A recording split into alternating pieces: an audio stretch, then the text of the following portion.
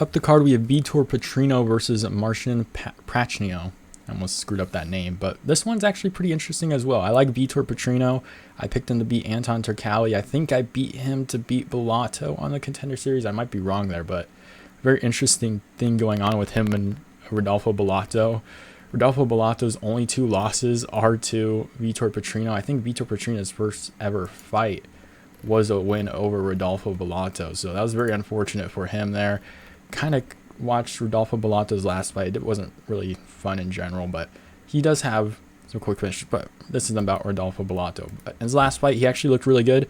He used some of the takedowns, and he was getting taken down pretty often against Rodolfo Bellato. I ended up KOing him, but it was hurting Anton Turkalj, was able to take him down. Mark Smith didn't help in that matchup because Turkalj just kept grabbing the fence, so he couldn't really do much in that part. But for Marcin Prachnio, coming off a win over William Knight, I can't say his name fluently for some reason. Coming off a win over William Knight, which was really weird. He just leg kicked him at range. William Knight was just not fighting back, and I'm happy they cut him.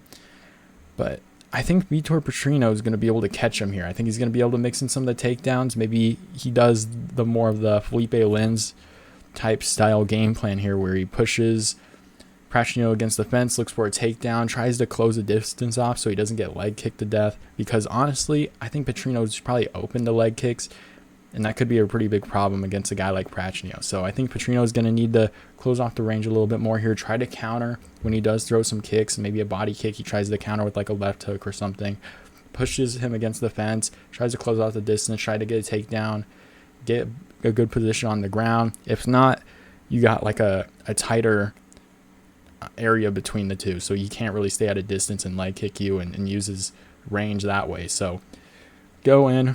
I guess he does have a reach advantage here, but I think the leg kicks are definitely going to be the thing for Marcin Prachnio in this matchup for him. So close off the distance and then just end up just holding him against, not holding him against the fence, but keeping him against the fence, limit the range, and then hit him with some good shots. And I think he might be able to get a KO in like the second round here, second or third round. Look for counters, close off range, and try to KO him. 87% here for Petrino, 13% for Prachnio, 75% by KO for Petrino here. I agree here. We'll have a 3-inch reach advantage as well. 25 years of age. It's looking good for him.